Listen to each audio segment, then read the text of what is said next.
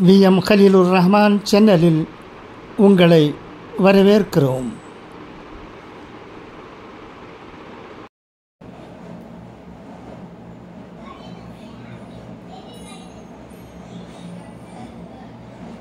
அஸ்ஸலாமு அலைக்கும்.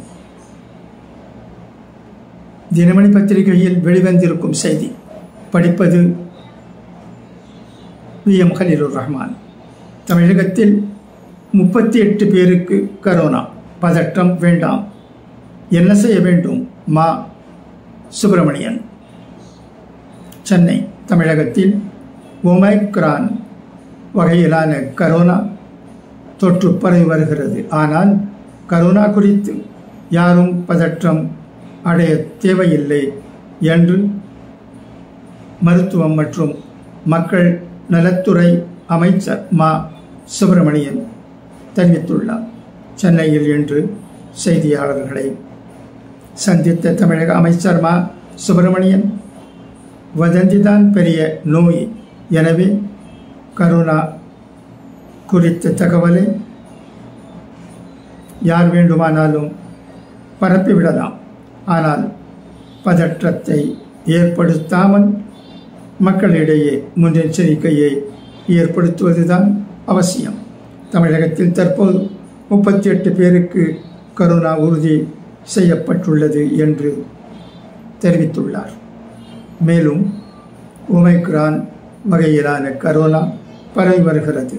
ஆனால் யாரும் பதற்றம் அடைய தேவையில்லை, பதற்றப்பட வேண்டியதில்லை என மத்திய சுகாதார அமைப்பே தெரிவித்துள்ளது. கரோனா உருமாற்றம் பெற்று வருகிறது. ஆனாலும் பெரிய பாதிப்பு ஏற்படவில்லை. நுரையீரல், இதயம் போன்ற பாதிப்பு உள்ளவர்கள் முகக்கவசம் அணிவது நல்லது. புனே ஆய்வு மையத்துக்கு 17 மாதிரிகள் பரிசோதனைக்கு அனுப்பி வைக்கப்பட்டுள்ளது. பொதுவாகவே மக்கள் கை கழுவுதல், முகக்கவசம், சமூக இடைவெளியை பின்பற்றுவது நல்லது. கூட்டமான இடங்களுக்கு செல்லும் போது சமூக இடைவெளியை கடைபிடியுங்கள். முகக்கவசம் அணிவது நல்லது. ஆனால் எதுவுமே கட்டாயமில்லை, நல்லதுதான். கரோனா பரவலை சமாளிக்கும் வகையில் தமிழகத்தை பொறுத்தவரை மருத்துவ கட்டமைப்பு தேவையான அளவில் உள்ளது. தனி வார்டுகள் தயாராகவே உள்ளன. பதற்றப்பட வேண்டாம். வழக்கமாக நடைபெறும் ஒமைக்ரான் பரவல்தான். இந்தியா முழுக்க 1800 பேருக்கு வந்துவிட்டது. இது உலகம் முழுவதும் என்று எடுத்துக்கொண்டாலும் பதற்றப்படும் அளவில் இல்லை.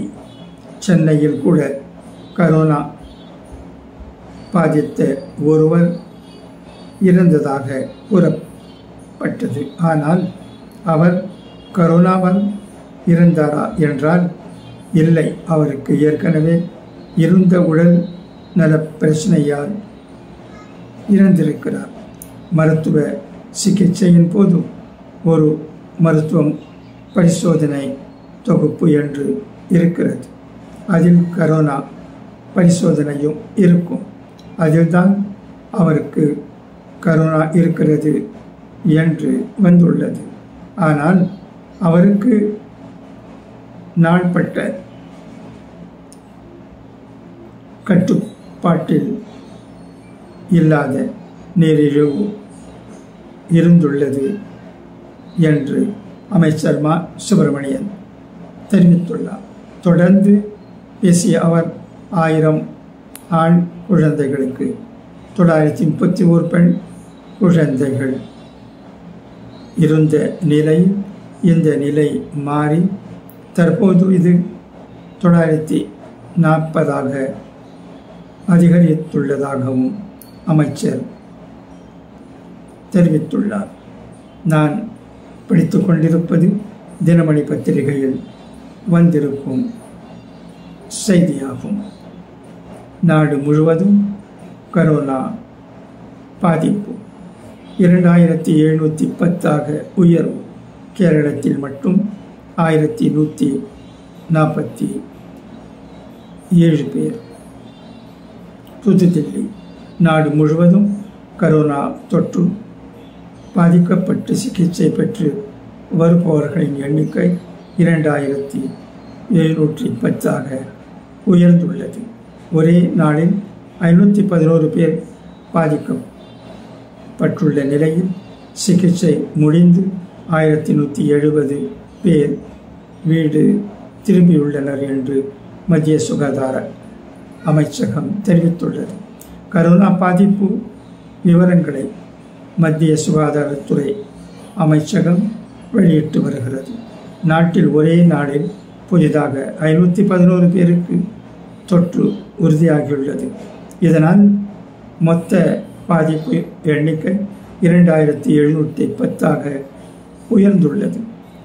தொற்று பாதிப்பால் பல மாநிலங்களில் இறந்தோரின் எண்ணிக்கை 7 உயர்ந்துள்ளது. நாடு முழுவதும் தொற்றுக்கு சிகிச்சை பெறுவோரின் எண்ணிக்கை 2710 உள்ளது. தொற்று பாதிப்பில் இருந்து குணமடைந்தவர்களின் எண்ணிக்கை 1170 பதிவாகியுள்ளது. தில்லி, குஜராத், கர்நாடகம், பஞ்சாப், தமிழ்நாட்டில் தலா ஒருவர், மகாராஷ்டிரத்தில் 2 பேர் என 7 பேர் இறந்துள்ளனர். இந்த மாநிலங்களில் 100க்கும் மேற்பட்டோர் தொற்றால் பாதிக்கப்பட்டுள்ளனர். கேரளத்தில் புதிதாக 227 தொற்று பாதிப்பு உறுதி செய்யப்பட்டுள்ளதை அடுத்து தொற்று பாதிப்பு எண்ணிக்கை 1147 உள்ளது. தமிழ்நாட்டில் புதிதாக 27 பேருக்கு தொற்று பாதிப்பு உறுதியானதை அடுத்து தொற்று பாதிப்பு எண்ணிக்கை 148 உயர்ந்துள்ளது. அனைத்து மாநிலங்களிலும் நிலைமையை சுகாதாரத்துறை அதிகாரிகள் தொடர்ந்து கண்காணித்து வருகின்றனர். முந்தைய கரோனா தொற்று பரவலின் போது உருவாக்கப்பட்ட உள்கட்டமைப்புகள்